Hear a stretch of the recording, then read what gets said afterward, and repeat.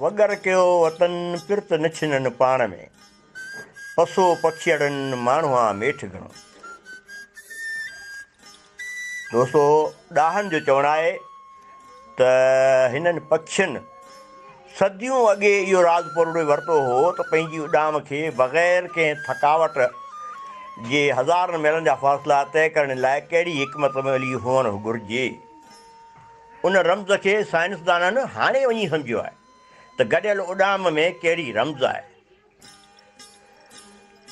लतीफ़ सरकार उन्हनि पखियुनि जे इज्तमाही उॾाम जी रम्ज़ ॾांहुं असांजो ध्यानु छिकाए इन रीति छिकायो आहे जो हिन बैत में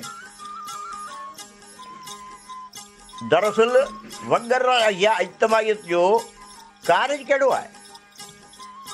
इहो त हिक ॿिए ते वेसा, हिक ॿिए ते भरोसो, ज़िंदगी जे बका लाइ अणथक जदोजहद में भरपूर तवानाई जी ज़रूरत खां को बि इनकार नथो करे सघे।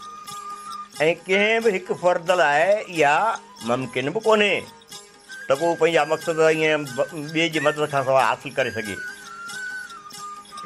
लतीफ़ साईं सिर्फ़ु रिवायती तरीक़े सां इहो न चयो आहे त पखियुनि में माण्हुनि खां मेठ घणो आहे, बल्कि हू मोहबत जे साइंसी नताइज खां बि आगाह आहे।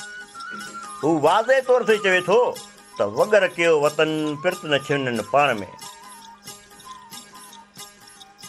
पर साईं यूरोपी लोकनि लतीफ़ जे इन सॾ खे असांखां वधीक वर्णायो।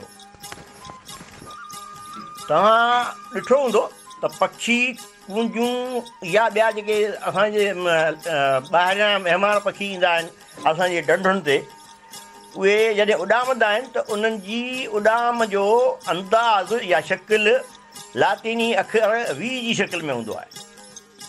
वी मञा विक्टरी बि थिए थो, पर इहो त हाणे असांजी ॻाल्हि आहे, बाक़ी उनखे पखियुनि सां नथा लॻाए सघूं। लंडन जे रॉयल वेटनरी कॉलेज जी रिसर्च आहे त वी शकिल में हू उन करे उॾामनि था जो हू पंहिंजी तवानाईअ जी बचति कनि। घणनि दोस्तनि खे ख़बर हूंदी त कंहिं हलंदड़ ट्रक या गाॾी जे पुठियां ईंदड़ मोटर साइकिल खे जे सुवार खे घणी रुकावट महसूसु न थींदी आहे हवा वग़ैरह जी, छाकाणि त अॻिते हलंदड़ गाॾी हवा खे धिके थी पासे थी करे पोइ उन खां अॻिते थी वञे। तंहिं करे हवा में हिकु वैक्यूम पैदा थो थिए, हिकु ख़ाल पैदा थो थिए।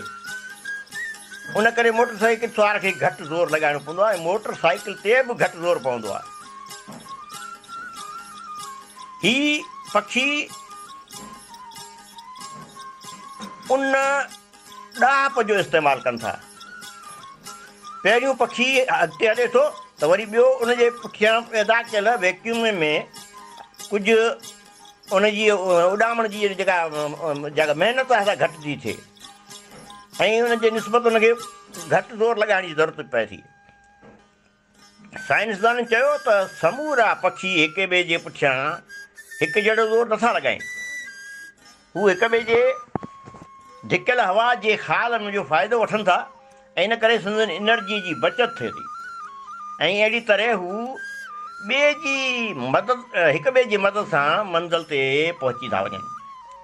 लतीफ़ हिन बैत ज़रिए इज्तमाहीत जो सबक़ु थो ॾिए त गॾियल परवाज़ ऐं गॾियल जिदोजहदी मंज़िल ते पहुचण जो हिकु वाहिद ज़रियो आहे। अकेलो वण बि कंहिं हंध ते सुठो नथो लॻे।